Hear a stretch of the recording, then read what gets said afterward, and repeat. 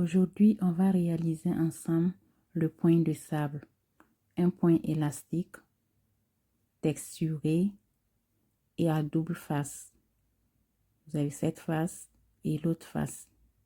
Ici, j'ai deux échantillons tricotés à l'aiguille 4 et à l'aiguille 8. Voilà comment ça se présente. Sans trop tarder, on va commencer la réalisation de ce merveilleux point. Cependant, il faut noter que le point de sable est tricoté sur un nombre de mailles impair.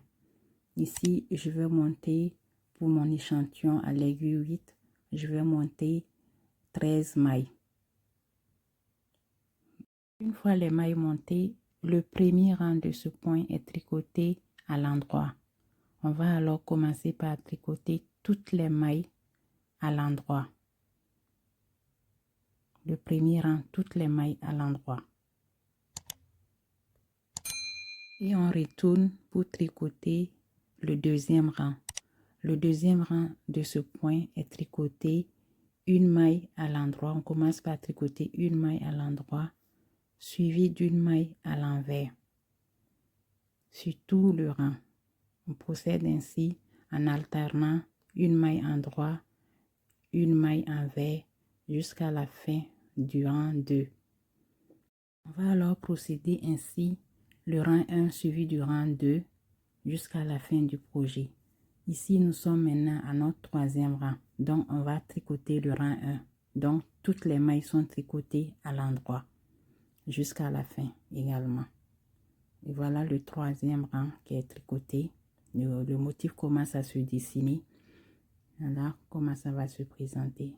Du troisième rang, on va tricoter ensemble le quatrième rang. Donc, le quatrième rang sera tricoté comme le rang 2. Alors, on tricote une maille à l'endroit, suivi d'une maille à l'envers. Une maille à l'endroit, tricoter une maille à l'endroit, suivi d'une maille à l'envers. On procède ainsi jusqu'à la fin de ce quatrième rang. On va ainsi alterner les deux rangs, rang 1 et rang 2, jusqu'à avoir la taille souhaitée de votre projet. En résumé, le point de sable est un point qui est tricoté sur deux rangs. Le premier rang tout à l'endroit et le deuxième rang alterné une maille endroit suivie d'une maille à l'envers. Donc on alterne les deux rangs tout au long du projet. Voilà, j'ai mon échantillon de 10 cm environ. Et enfin, je rabats les mailles pour avoir mon échantillon carré 10 cm sur 10 cm. Et voilà le résultat. Nous sommes à la fin de ce tutoriel. N'hésitez pas à vous abonner. À très bientôt.